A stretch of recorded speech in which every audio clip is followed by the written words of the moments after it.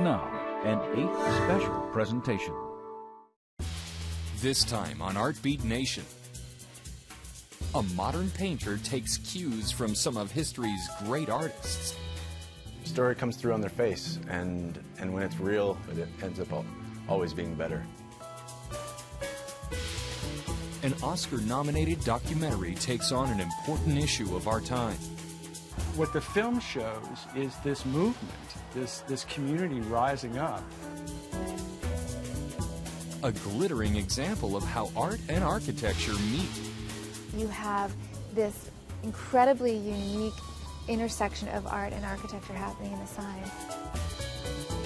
And a musician with simple taste. Good music is good music, doesn't matter what it is. It's all ahead on Artbeat Nation.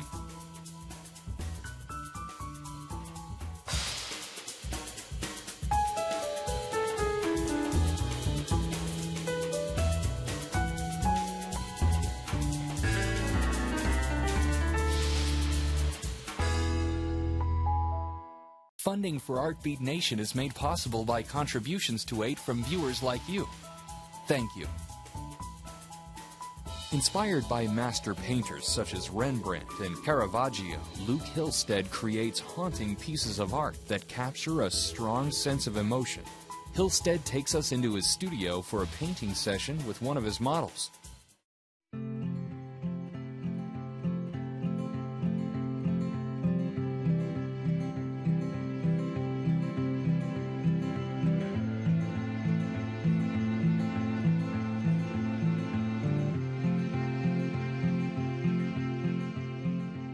I want to include the story that I initially had for the painting, but also collaborate with my model. Because their story comes through on their face, and when it's real, it ends up always being better.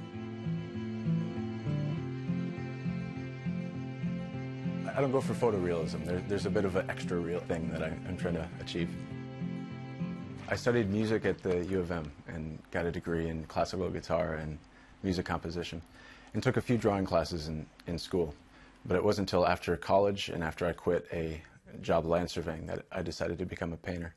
When I first started painting, I thought it'd be fun to do a bunch of paintings of my friends in hoodies and jeans. And then I tried to experiment to see what it would take to make things that look like they could be from any century, whether it's the past or the future.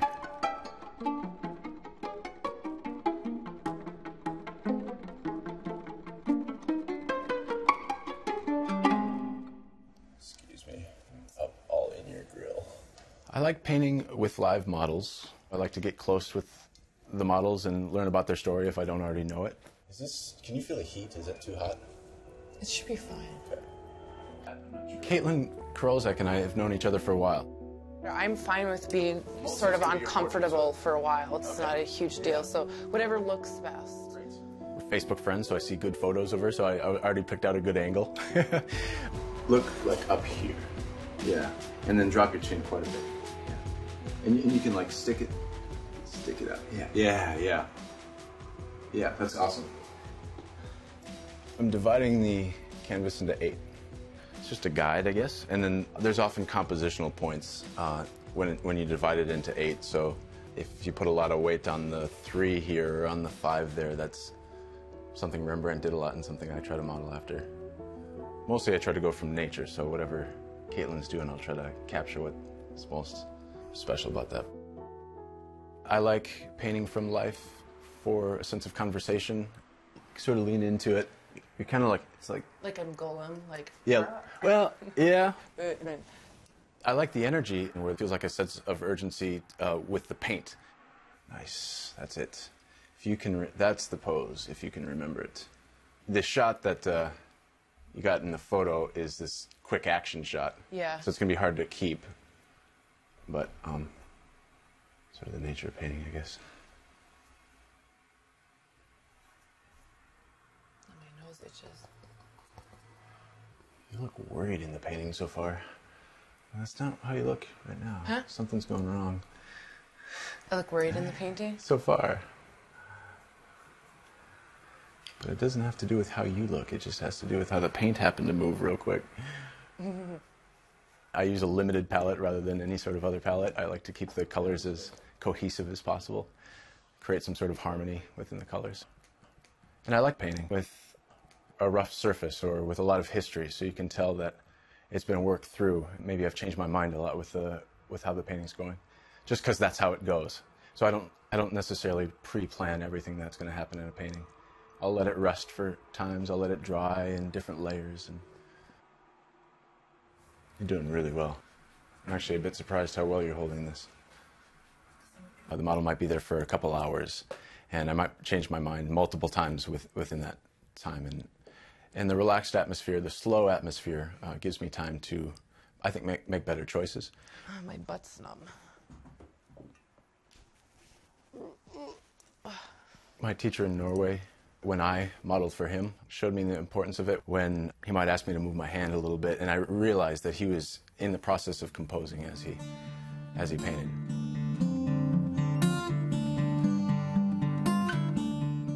I had the opportunity to study with Odd Nerdrum in 2008. To go study with Nerdrum, I sent him a letter, sent him some pictures of my work, and asked him if I could. And then I got a letter a number of months later saying, "You're welcome to come, here's our address." It was an invitation, and so I bought a plane ticket and flew out there. It was a pretty intensive time of learning, just watching him and absorbing things. He didn't talk much about technique. It mostly just came through apprenticeship style observing. I decided to study with Odd Nerdrum again for the second time, and I'll be going to Paris to stay for about 4 months. It's going to be a new city, so I'm hoping to paint outside more, get some sunshine instead of being cramped up in an attic. He's a big inspiration as far as what's possible. He's been painting for 45 years or so, and there's a lot of what he does that I hope to emulate, while also going deeper into my own psyche or whatever, and find out what I'm supposed to be painting. You're gonna make me look like a goth chick. Ooh, so low in the sky, it taps his feet around my bedside, and it breaks the locks on all my dreams. Who hung the moon with its twisted beam? I think Luke's work is great. The light in his work is really amazing. Just the darkness and then the brightness, and that's something that's hard for a lot of painters to learn. So Luke is doing, themes and stories, and I mean, there's not a lot of figural artists around, especially in the Twin Cities area. I look angry though. Well, not angry. Just making me relax. Not angry, just a little worried. It might have to do with the pose. Any overarching themes for me in painting probably center around being earnest, try to avoid irony. Irony is good for jokes with people, but irony doesn't last in painting for me. And glowing flesh and transparent spirit. I like to paint people because I like people. I like people around my studio. I like mimesis. I like being able to reproduce something I see, and the feeling I get for making it look similar and having a similar essence is really satisfying for me.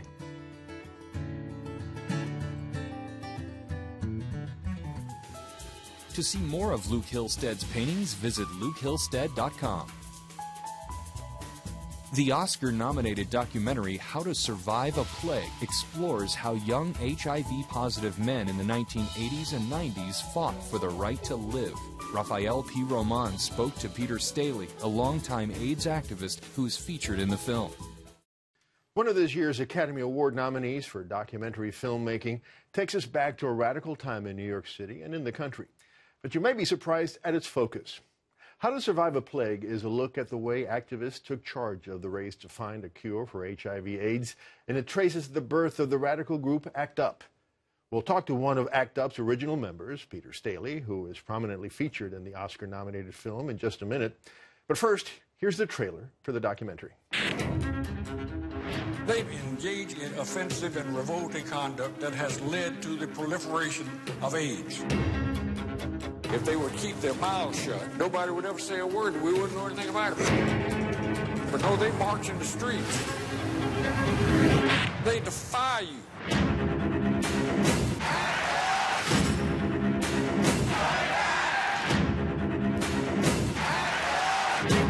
To be that threatened and to not lay down, to stand up, and to fight back is just incredible. We need our government to read this plan to save our lives. Scientists agree with this. Why can't we have it? We are the ones who are fighting for people's lives. We did something remarkable.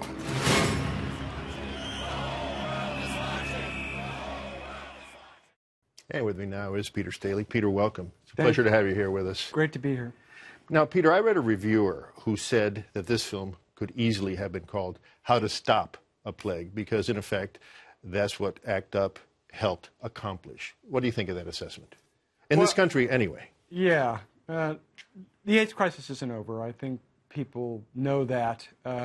We still have close to 1.6 million deaths a year around the world, and there are 55,000 new infections in the U.S. every year. So we have a lot of work to do.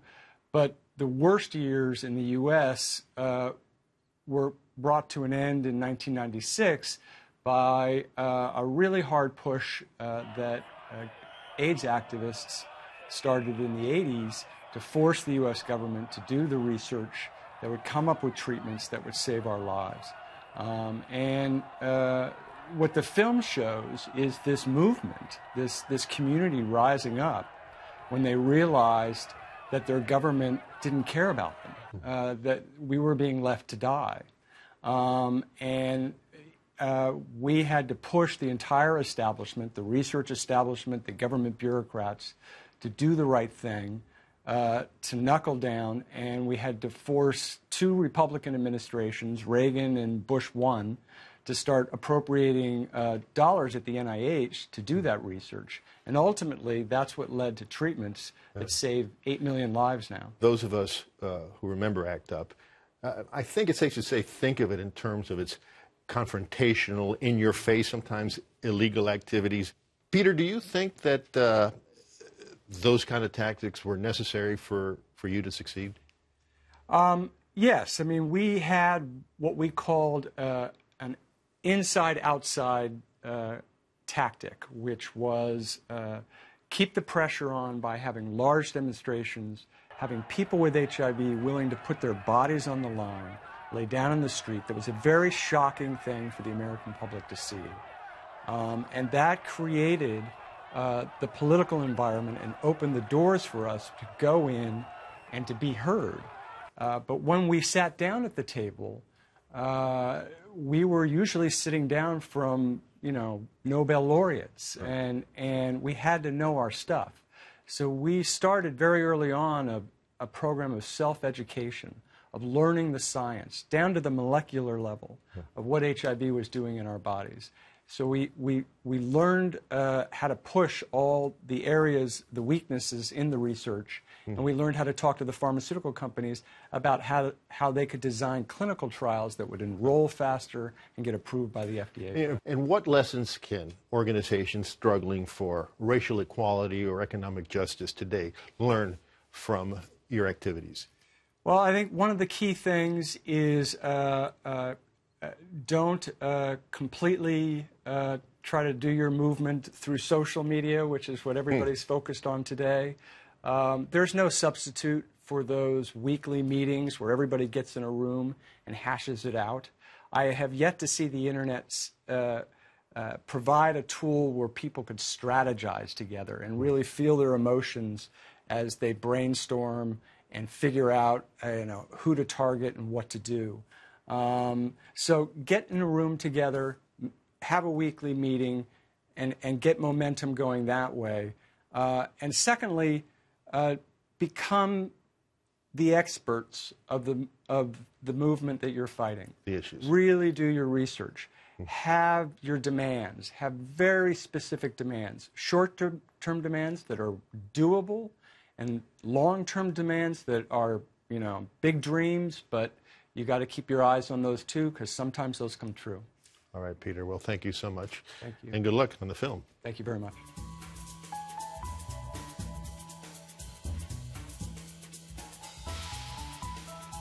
If you ask Danielle Kelly, you can navigate your way through history by following the flashing lights. Kelly is the executive director of the Neon Museum in Las Vegas. Next up, she takes us through the museum and explains the art and importance of the city's iconic signs.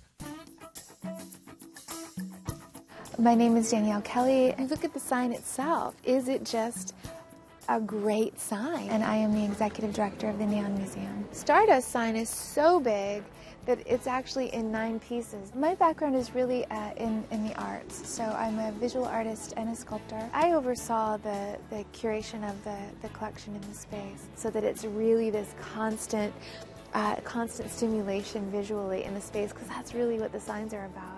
Well, just recently at the museum, we were thrilled to open our La Concha Visitor Center, as well as a fully renovated boneyard. I will say that my passion for installation art definitely came into play in imagining the experience of walking through the boneyard.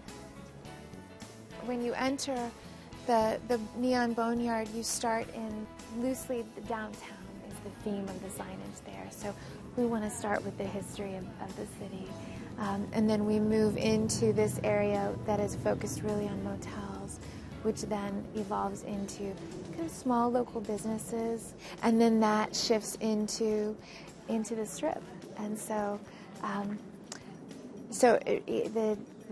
there is a loose narrative to the signs and the placement of the signs and a kind of linearity to the story. Because of my interest in sculpture and fascination with objects and things, there's a natural sort of extension from that to the signs as objects. The stories they tell, they are symbols. We have the skull from Treasure Island. You've got an Aladdin's lamp, but then down here you've got one of these great pieces from the Sahara. What's fascinating is that in Las Vegas in particular, they also have this beautiful way in which they also function as architecture. This is the Yucca Motel sign. So you can see where you've got the simplified kind of arrow. You have this incredibly unique intersection of art and architecture happening in the signs. We've got lettering from the Tropicana in this beautiful teal color. Now this was originally over the Porte Cochere. Then behind that we have Desert Inn lettering. A lot of the buildings, at least on the Strip, were offset from the street. So how do you convey a sense of place, or how do you convey the fantasy that's inside of the building through the sign? And that's what the signs did, and it's doing the job of what in many other cities a building would do. So something like from the Tropicana was these signs, when they came down, literally were in use right before they came down. So hence the more pristine condition of the signs. Something like, for example, the Silver Slipper, obviously that was damaged when it came down, or when it was delivered. That's the result of something like that. The way in which the signs wear their history, all those textures, the fading colors, all of that aesthetically is very attractive to me. And then, of course, the stories that they hold. It's about the spectacular, which is what neon signs were called, spectacular. So some are more design-oriented in a way that is more sleek, or wants to be, postmodern, or wants to be mid-century modern. But then others are just really about getting as much neon in there and grabbing your eye and getting you into my establishment and not into the guys next door. Really, in the middle of nowhere, these designers, these artists were inventing these icons that were meant to capture through design, through topography, these themes, but in a brief glimpse to share, to capture your imagination and to share a theme of place. What's incredible is they created an iconography of the specific site, like the Stardust or the Sahara, but they also created an iconography of Las Vegas, which is what is so, I think, incredible about the Neon Boneyard. This is important for our history because our history is fastly going away, artifacts related to our history. But it's also important because we actually have a history. Las Vegas has a history. We may only be 100 years old, but, you know, there are a lot, those 100 years are jam-packed full of fascinating stories during some of the most exciting times to be in America. You know, that's a lot of stories packed in those 100 years. To find out more about the Neon Museum, visit neonmuseum.org. Former drummer of the band Raven, Robert Hunter, has shared the stage with rock legends including Ozzy Osbourne and Metallica. Years later, Hunter worked in the studio with jazz musician Branford Marsalis. As a drummer, Robert "Wacko" Hunter wore a hockey helmet during performances. As an audio engineer, Hunter has removed the helmet to make his music.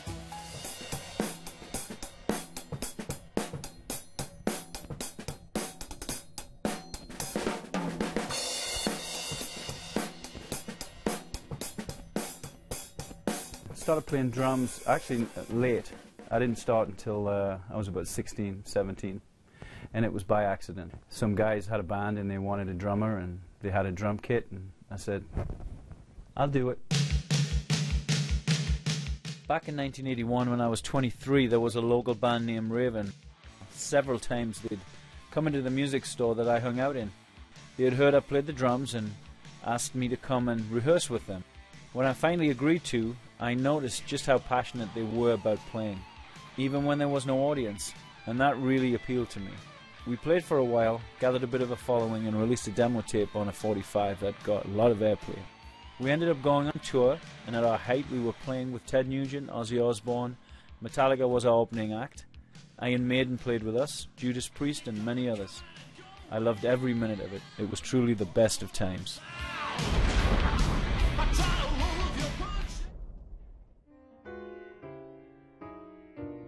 I always loved music.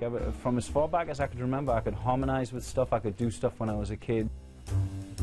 When they used to record albums in stereo, when artists were really, great, and they, you do one take and you would be done, and you get the balances between the instruments. That was all well and good, but now a lot of instruments are recorded on different tracks, and when they come up on the tape machine on the computer, which is what we tend to use now, all of those tracks have to they have to relate to each other in some way. So you have to go in and kind of balance each track out. It's an art form, you have to find a way that the artist is happy with, that you're happy with, and hopefully the record buying public are going to be happy with as well. When Branford asked me to start working on his jazz records, the first record we did was contemporary jazz, and we did it up at Bearsville Studio, just outside of Woodstock in Bearsville. We recorded the album, and when we were finished, we knew there was something about it that was kind of special. We just had a good feeling about it. We weren't thinking about Grammys or anything like that. We just knew it was a good record. It was the first jazz record I'd really worked on, and it was Branford Marsalis. So we were on tour, and when it got nominated for a Grammy and Best Instrumental Album. And the year was 2000, and we were on tour, and we were playing the Village Vanguard in New York. I arrived at the venue for the concert, and I went into the back room, and all the guys were sitting there. And Branford looked at me and he said, "We got it." And then I suddenly realized he was talking about the Grammy. We got the Grammy. My jaw was actually hurting because I would smile for the rest of the day. Well, I think it's very important that if you're an engineer, you need to have some kind of musical background. Being a musician in a rock band, people tend to think that all you do is listen to rock music. Well, in my case, it wasn't true. I used to listen to everything. I grew up with a lot of jazz and pop music, that my parents used to play. When I started engineering, I worked with a lot of country and jazz artists. Good music is good music, doesn't matter what it is. When I'm not working on records, I've become just a bit of a tinkerer. A nice little spot of land here, and I have a couple of dogs that I love to bits. Tango and Cash, my biggest fans.